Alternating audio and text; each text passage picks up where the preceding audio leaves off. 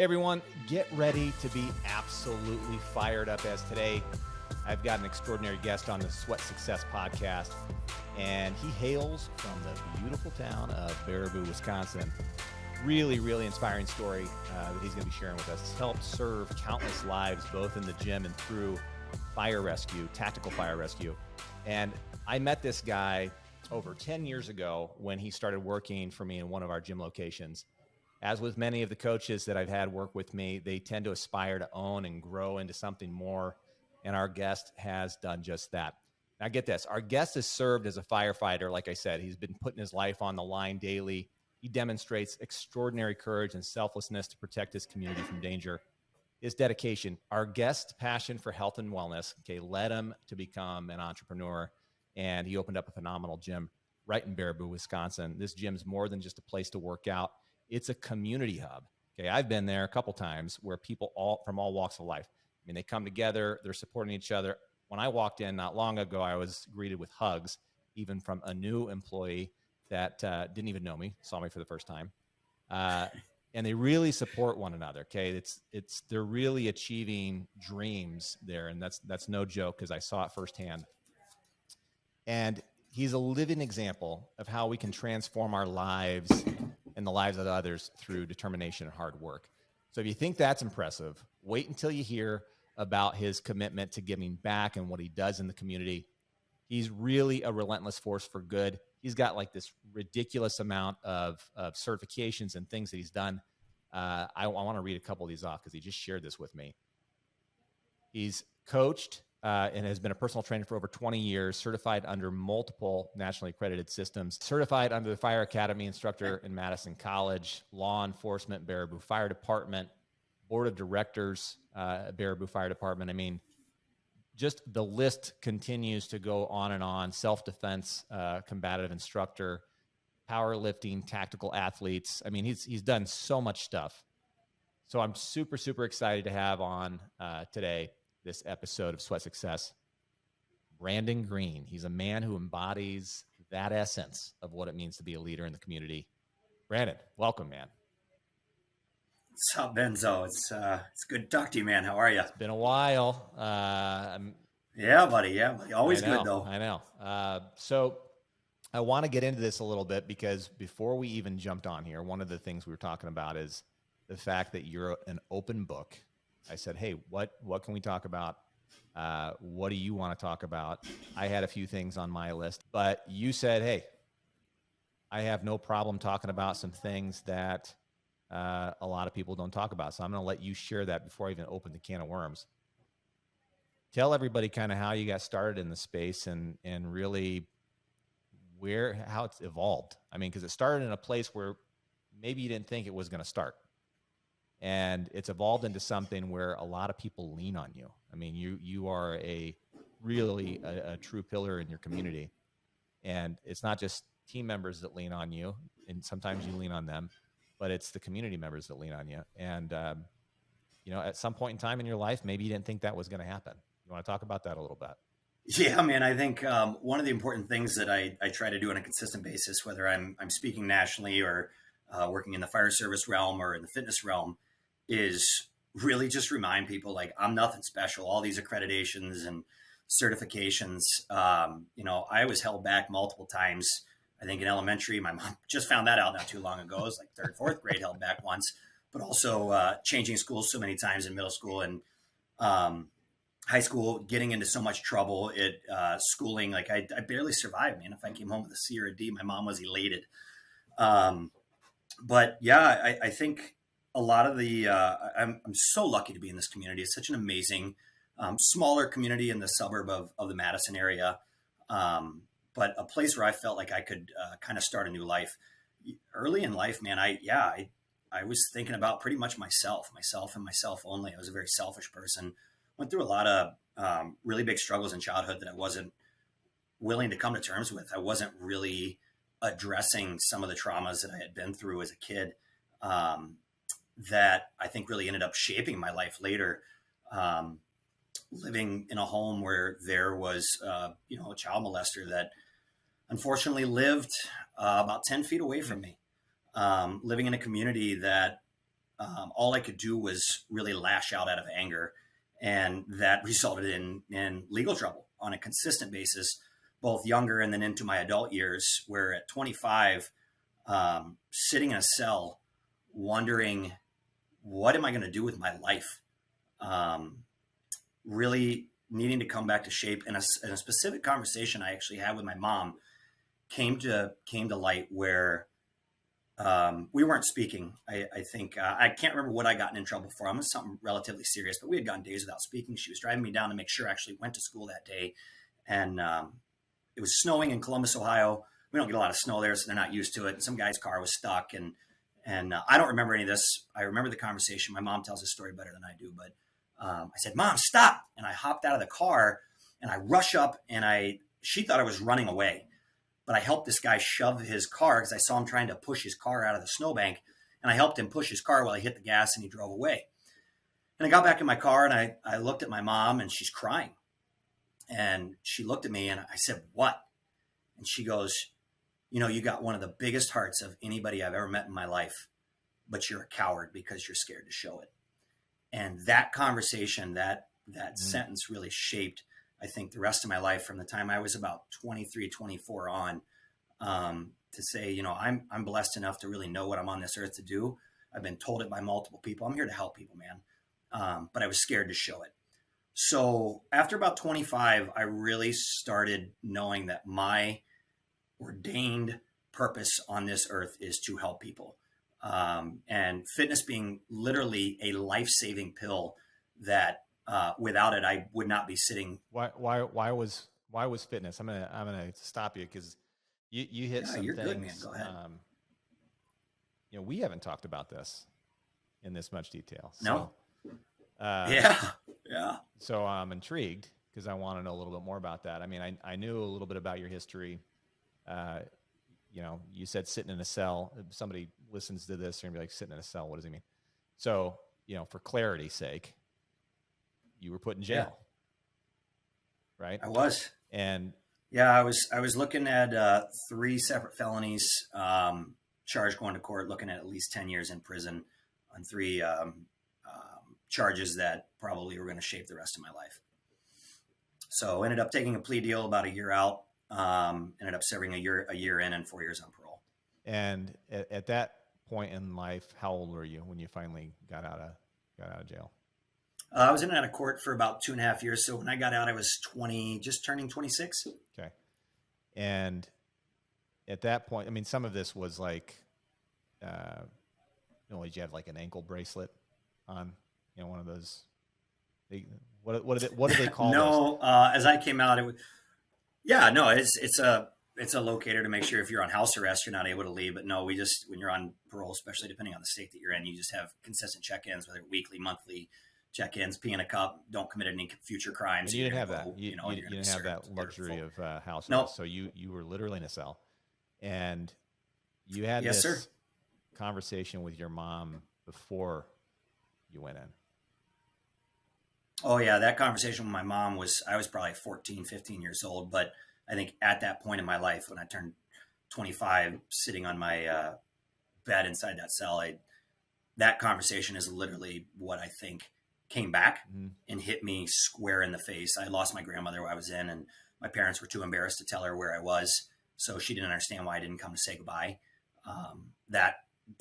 Having my birthday in there, I think all that at 25, that conversation is what really resonated with me. Why do you think that stuck? Spurred me to really stuck. Why do you think that was the moment that stuck, that resonated, that kind of hit you wham in the face at that age? Because there's so many other conversations that have happened, from that time period, right? Yeah. But why was that one that stuck? I think I was really looking at it as what my outcome is going to be. I'm either going to end up dead, I'm going to end up in prison for the rest of my life, or I need to make a change that is going to be so astronomical that I can never look back.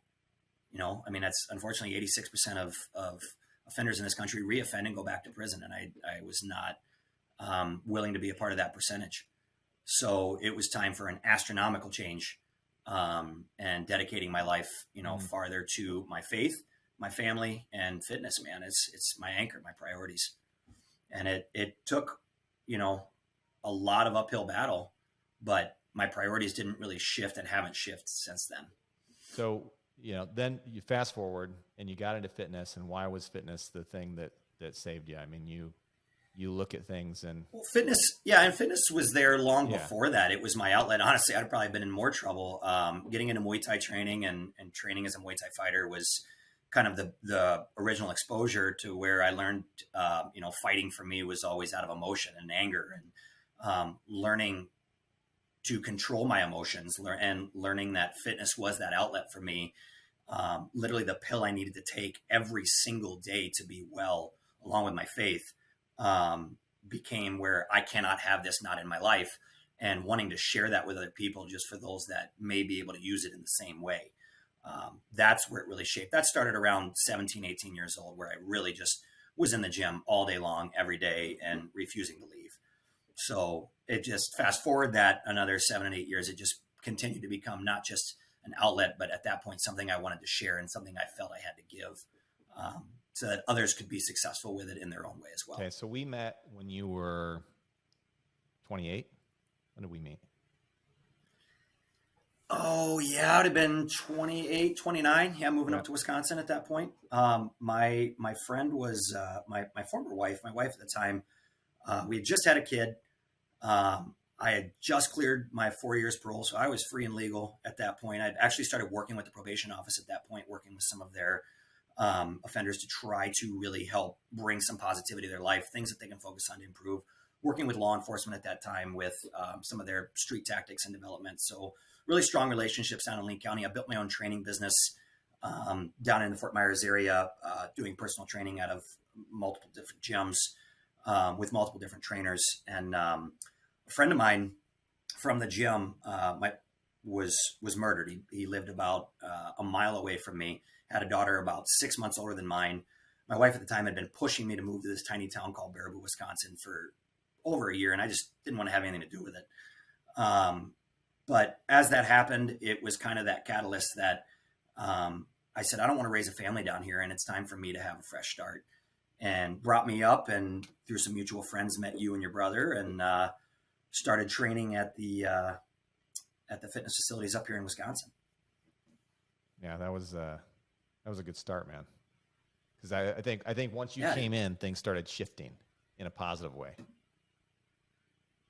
Oh, we had a lot of fun, man. It was such a great group of people in a great environment. Everybody was hungry to help, hungry to grow, hungry to push their educational boundaries and their physical. I mean, everybody was just kind of buying it, man. They were super excited about the potential development. And I think they've got a lot of intrinsic value from helping people. And a lot of people, especially in some of these rural communities around the Madison area, were getting help at a level that they had never seen before, because we were bringing in educated trainers that were really able to dissect some of these goals and these problems and issues that they've been working on and get these people some results, which I think really, in essence, started changing a lot of lives. I remember, which was just super cool to be a part of. We had, 5 years in, 4 years in?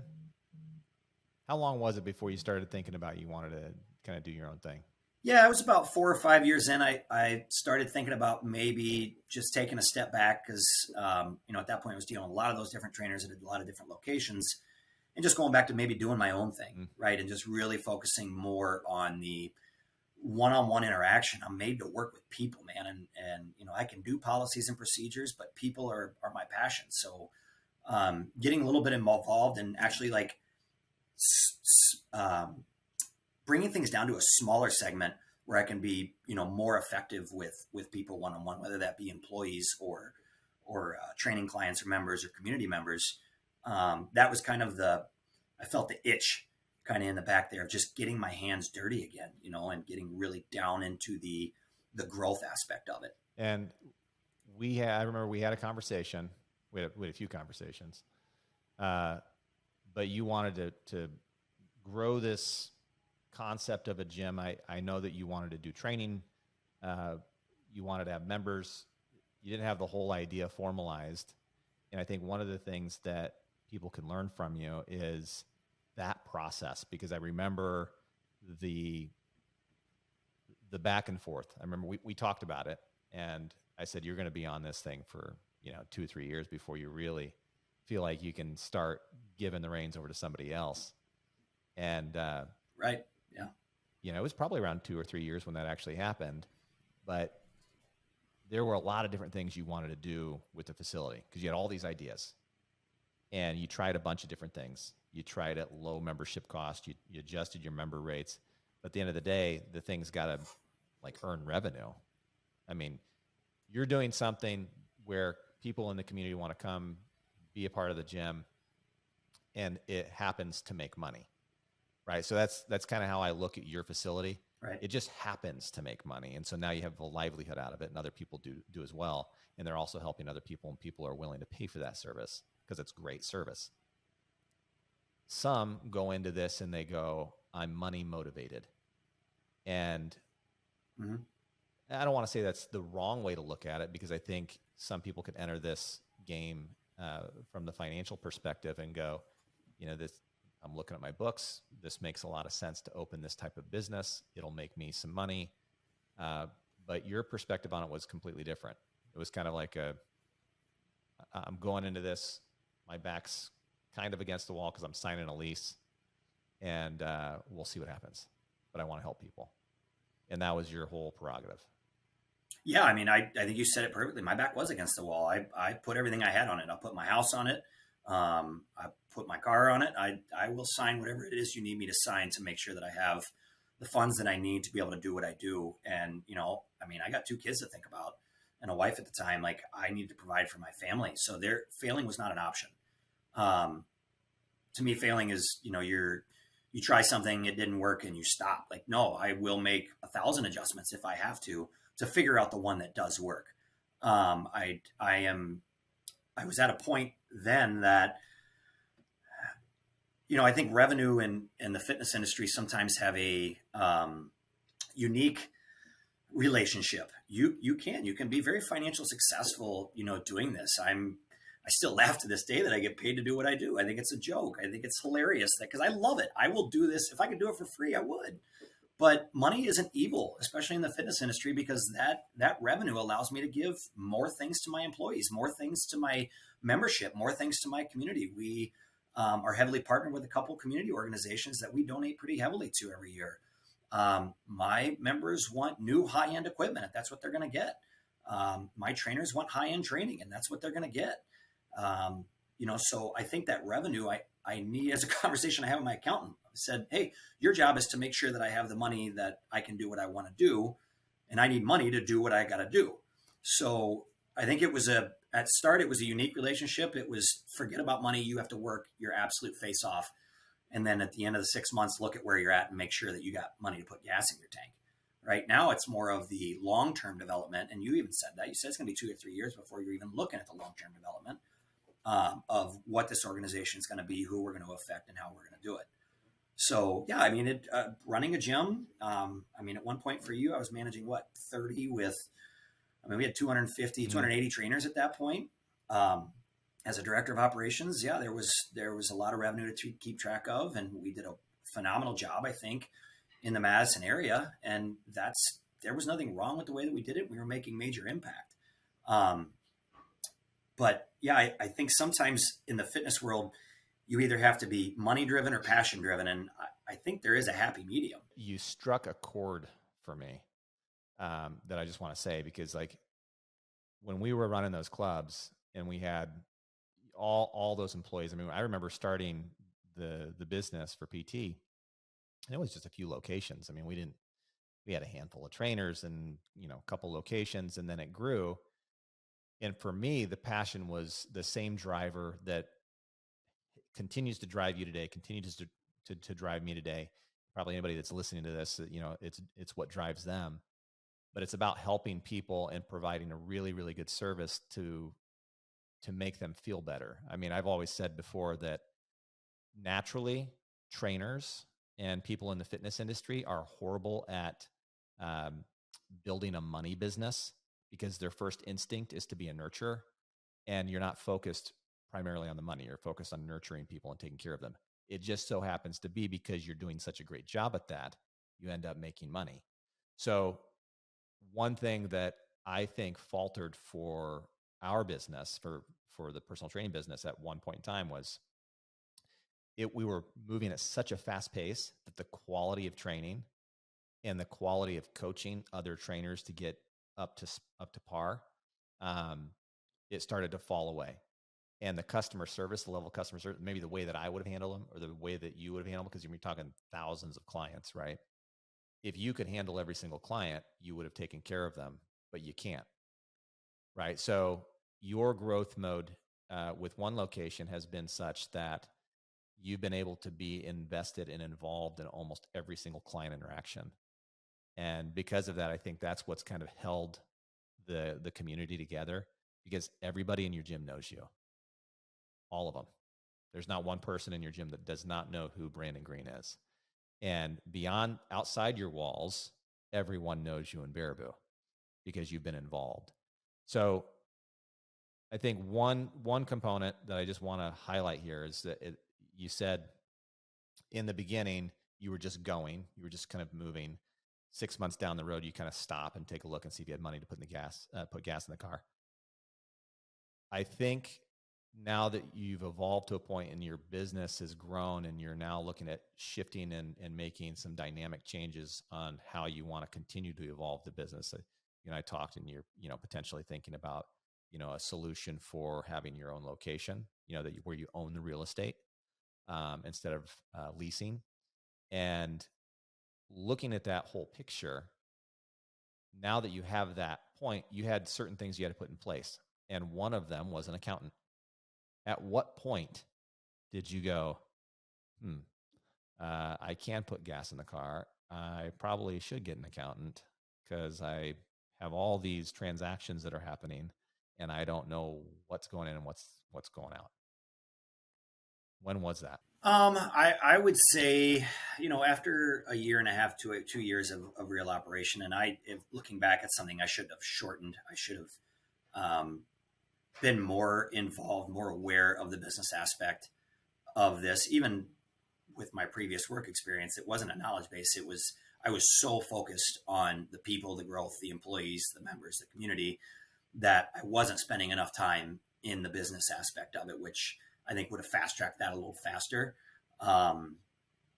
But I think finding somebody that understands me, understands this organization, using whether it be an attorney, an accountant, business advisors, real estate advisors, it's got to be somebody that understands me and my business and our mission, to be able to trust that person, just like they would trust me if they were coming here and saying, hey, I need to work on some health concerns. So fast tracking that and getting relationships where we're both in very clear understanding of what we're trying to achieve. If I could have had that happen a little bit faster, would have been pretty good. But I'm also one that, I don't take a lot of money out of my business. It's just a personal choice. I could absolutely take more. I choose to keep it here because I see the potential of the impact that it could have, and what that revenue stream means for both my employees, my members, and then myself. So, but I think I could have gotten there a little bit faster with some good, strong management on the metrics. I think the metrics are such an important part. It's why I preach now consistently to have software that's tracking those things, that gives it readily available access to that information so that you're not making decisions off just feelings, but actual data. Getting there a little bit faster, I think, would have been, I wish I would have told me that maybe a year in and just gotten there a little bit faster. Because in that first year, you got to work your face off. That's what it's going to be, I think, on any business. But after that, maybe fast tracking and just really thinking about the future a little bit quicker. So one of the things too that you do a great job at is, I think, bringing your team together, and it's not just you making a decision on stuff. I remember talking about something that you were doing with your staff, and you'd put up like a whiteboard and you'd measure everything out, and people would have the opportunity to go ahead and go up there and, list some things out that maybe that they wish Brandon would do differently, right? Or that other people on the There's a lot of those. They got your name up there a lot, don't they? Brandon's name's on the board a lot. It's just like school all over again. Draw a little circle on the board. Your nose goes there. Yeah. Yeah. Put your nose, stay right there. Yeah, I was good at that. Yep. Yeah. So, what is it that you're doing that's a little different? Because in the gym industry, it's hit and miss, man. I mean, you have people that are 1099 contractors as trainers, and it's a little rough because they don't have the benefits. Then you have some people who, they get paid as an employee, but maybe they still don't have benefits and they don't have certainty of income. Um, their income's up and down over the course of the year, just because that's how it fluctuates with clients coming in the door. But you've not only maintained a lot of people on your team that have really, most of them been there since day one, but they've grown through the years into new positions. Some who are now you're mentoring to go start their own business. You're not trying to hold on to them. You're helping them out starting their own business. I think you're doing that for, you've named 4 people so far. Last time I spoke with you that you're doing that with, but they've stuck around and they're making a living and they love what they do. They're not sitting there going, I could make this much over at the other gym, or I could make this much going somewhere else. They're not doing that. They're loyal and they've stuck around. It's like, it's truly a family. It's really a community. I mean, like I said that in the beginning, I mean, you've really built something pretty fantastic there. So how do you make that happen? I mean, I know there's no like one magic formula for it, but there is something that's probably consistent, like a common denominator across the board, to kind of keep your team as your team. Yeah, I think there's a couple. I think being very clear with your priorities, so that they understand, not just from the words of your mouth, but from your actions of what your priorities are for that business and for them. This place does not survive without the people in it. A dream turned into a nightmare during COVID. You would think having a 10,000 square foot gym all to myself to be able to work out all the time would be a great thing. It was great for one day where I could just do whatever I wanted in here. And I'm like, this dream turned to a nightmare. This place is an empty shell without the people that are in it. And that comes first from my staff. And then secondly, with our members in this community. I preach that. And so I better freaking live it. And I think when those tough decisions come out, and whether it be financial or time or benefit, all those kind of things, you can say that this is a family first organization. You can preach it all you want. I think a lot of organizations have it as a checkbox on their SWOT analysis, but do you live it, right? Will you cover one of your people so that they can go get, my staff's called me to go pick their kid up from school, or, hey, I got this going on, and I will happily do it because those follow my priorities. So I think having those priorities and then living them is very important for your staff to see. Another step, I think that is very, very important, that some business owners agree with me, some don't, is being very transparent with the numbers. I don't really hide a lot of our gross revenue numbers, our profit numbers, what our training metrics look like, our membership. My staff is very, very well informed on what those look like and how they dramatically affect their livelihood. We're doing well, they're doing well first. That's how this works. And they see that and they don't really question it, and they can back it up both with my actions and words and then the metrics that also show that. So sometimes tell them, they're like, oh, it's too much. Do you feel that these guys, and I don't want to say these guys because I actually know some of your team members, but do you feel like, careful, they're going to listen. So you better don't burn them. Yeah. Now they're listening in. They weren't listening until this. Oh, hey, hold on. He's talking about me. Yeah. Oh, wait a minute. So do you think that by showcasing the net revenue, the profits, that some of them are looking at you and going, you're making a lot of money. I don't think that's fair. Pay me more. Or do you think some of them, or most of them, look at it and go, good for you, Green.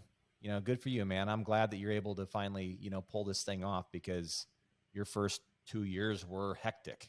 I understand that running a business is hard, and that's why I haven't done it myself. Or I understand running a business is hard, and I'm looking to you as a mentor, and you're going to help me out. What's the dynamic? Do you see anybody just going, he just showed his numbers, look how much he's making? I would say, me personally, no, you don't really get a lot of that. But again, it's the actions and the way that I choose to live. I've been in the same house for a long period of time. I drive the same truck. They know where the money's being spent. I think those priorities, again, being set in stone and not really adjusting, they see the potential in what they want this place to look like. This is a very rare thing that I think I've noticed here over the last couple of years. These guys care about this place as much as I do. These guys care about this community as much as I do. These guys care about these people and making an impact. That's rare. And so they know I'll do whatever it takes to make sure that has the potential to grow into something that's even bigger and stronger. So I don't really feel, I hope not. I hope they don't feel that way. And I think they'd be honest with me if they one did. Of them would. One of them some would. Of these guys have been with me. Yeah. Oh, I think so. I know a couple that would probably be like, yo, dude, what's going on here? Like, I'm checking. I've preached financial freedom to them for a very long time. And I think that can mean something different to a lot of people, but not, even as an owner, I think they were kind of shocked, that, yeah, there were plenty of times I had to move money just to make payroll. I had a line of credit that I used to pay payroll for the first year or two. I mean, I'd pull money away and use it to pay payroll and then put the money back. And, I was pretty clear with it then too, do I have enough money to put my, gas in my truck? Yeah. But financial freedom for them, they shouldn't need to check their bank account when they're going to the grocery store or the gas tank. If they want to do more than that, then great, let's do more than that. And what does that look like and how can we build it? I think being open about that and those opportunities probably settles them to the feeling of, as we do better, they do better. And to where are you it's hiring not off of gut, or are you hiring off of like a standard question and answer form fill HR? That's a really good question. We have changed over the last 4 or 5 years, have changed our hiring process pretty regularly. I do not hire or fire anymore. That is completely our director of training and our director of operations. I help them. I will coach and talk with them, but we do a lot more on like personality assessment, EQ versus IQ, and just not your standard interview questions to find out the type of person that this is. I mean, we do attract a very specific type of person. And if it's one of those that really wants to help somebody, we may be a great place for them versus, somebody that's more looking for, this is a risky business. Let's be honest. The fitness industry is always, it's so young still. The fitness and wellness industry is in its infancy stages of the last 40 or 50 years. Think about what we knew about chemistry in the first 40, 50 years of chemistry. There were 7 periodic elements in the world. Now, how many have we added, right? And I think they know that this is still such an infancy stage that it's a risky career option, but also can be very rewarding if you're in it for the right reasons. So the hiring thing, it can be some gut, and we make, bad decisions. I guess sometimes I would look at it. It hasn't worked out for some people, but it's not been so bad that they were like, screw you, I'm out of here, because they truly cared about their clients and us. So if they found a different revenue, or I've had a trainer that told me, hey, I'm going to be a strength coach at a college. That's what I want. I'm going to give you 2 years and I want you to help me get there. I said, okay. And that's what we did. And he got there and was very happy and was honest with me out of the gate. Even these trainers wanting to open their own businesses, that's something that I'm open to. So when somebody comes in, sometimes in hiring, if they're pretty open to like, this is where I'd like to be in 2 or 3 years from now, we know we've got somebody that's already thinking that far ahead versus, well, I want to help people and this might be a way to do it. And, sometimes we're a good fit for that. Sometimes we're not. Our culture is pretty in your face as you walk in the doors here. So I think people really recognize, we're going through 5 interviews typically before we're making an offer to hire. So there's not really a lot of confusion on the employee side or the employer side by the time we're at that point where we're making an offer for hire. They may just say it's not for me, and we completely understand that. And we've had that. How long is that? How long does that process last? 2 to 3 weeks normally. And they involve not only interviews with the director of training and director of operations, but also peer-based interviews. This team really helps choose what this team is going to look at and look like. If they don't feel it's a good jive for our team and our environment, it's not a decision that the director is going to move forward with. So, and that's another just area that we really like involving our team in because it's worked well for us. It may not work well for everybody, but for us, works really well of having them involved in that decision. So I know we're running out of time here, and I appreciate the time that you're spending here, man. But um, you said earlier that you were kind of driven in this direction, faith, family, and fitness. Right? Did I get those right? I got those right? Faith, Okay. family, fitness, fire, in that order, man. Fire. You didn't say you fire. got it right. Now, That's good. Now that's on there too. Fire's at the it's at the bottom. So how is it that you determined that your faith has led you to this? What was it that was the striking, I don't know, like whatever hit you, okay? Because there's, mm-hmm.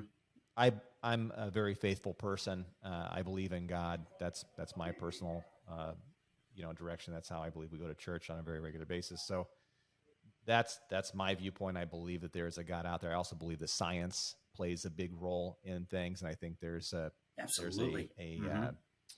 kind of between the two of them, they meet up somehow, some way, and you've got this the working of God and the working of physics and science and things that we can't even explain that exist, and they all work in harmony. And there's been times when I've had some aha moments.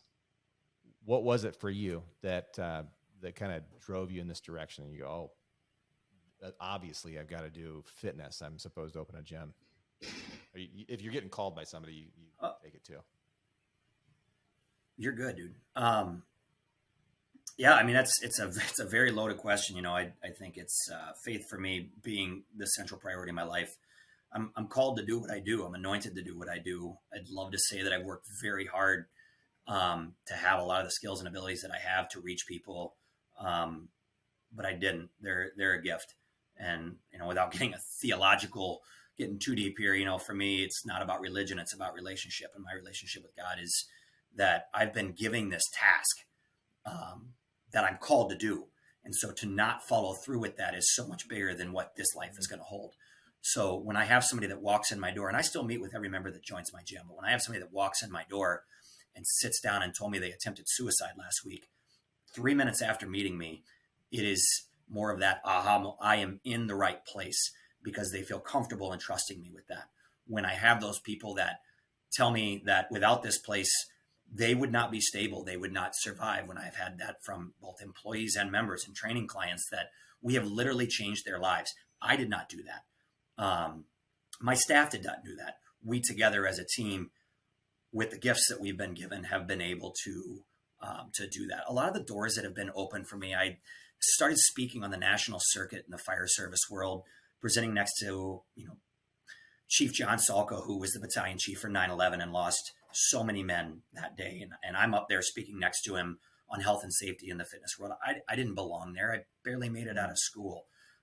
Having the opportunities to what I do here, and even, us meeting, I was called onto this path.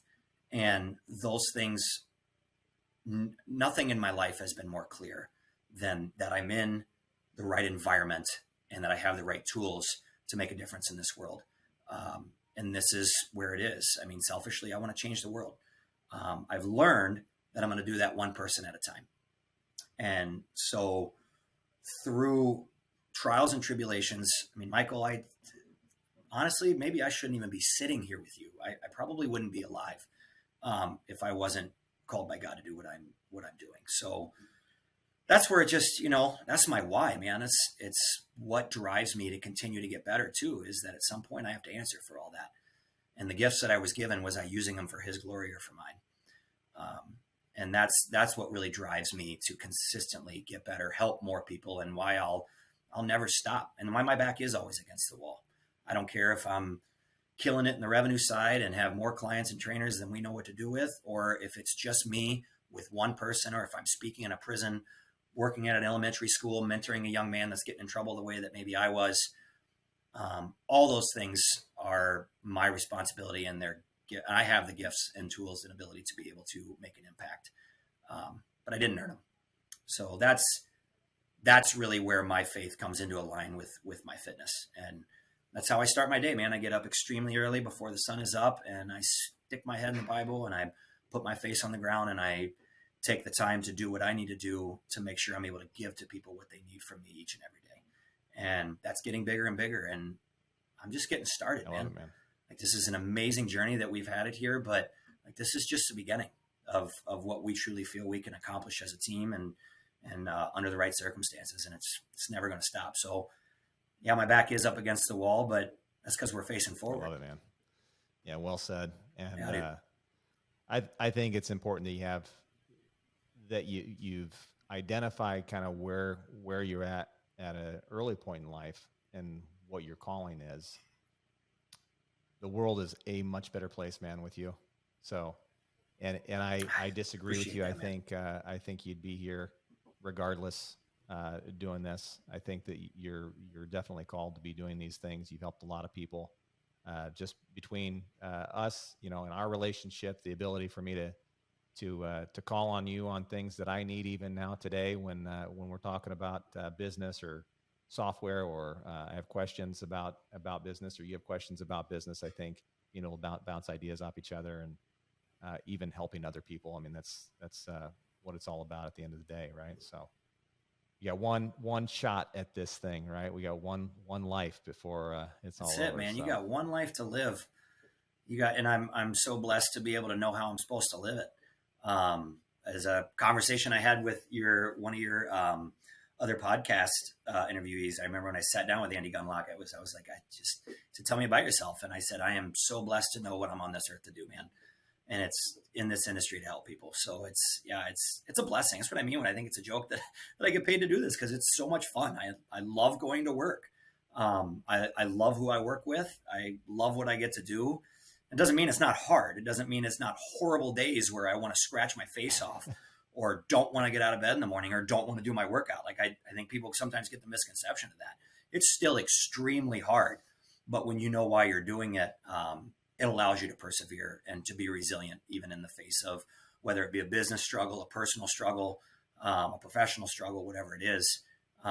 You get to see the fruits of your work and know that you're in the right place. And that's and with the right people. It still blows my mind. We've been training some of these people for 10, 11, 12 years straight. There is not a lot of training education on how to train a client for 12 years. There's not a lot of text information on that. So we feel we're literally writing. You got to put together the manual for that. Yeah. Well, we feel we're writing the book on what long-term personal training actually looks like when it comes to quality of life.